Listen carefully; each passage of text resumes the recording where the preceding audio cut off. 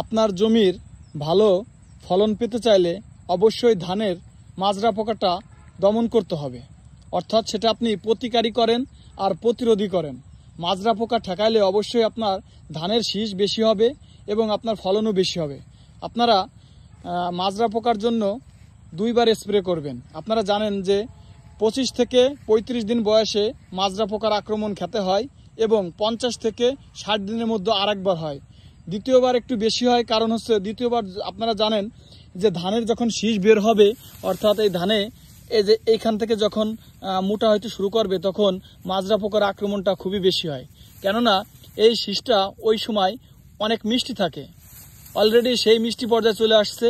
এই জন্য এই জমিতে মাজরা পোকার আক্রমণ সামনে আরও বেশি হবে। এজন্য আমরা আগামী কয়েকদিনের মধ্যে এই জমিতে মাজরা পোকার জন্য ওষুধ স্প্রে করব।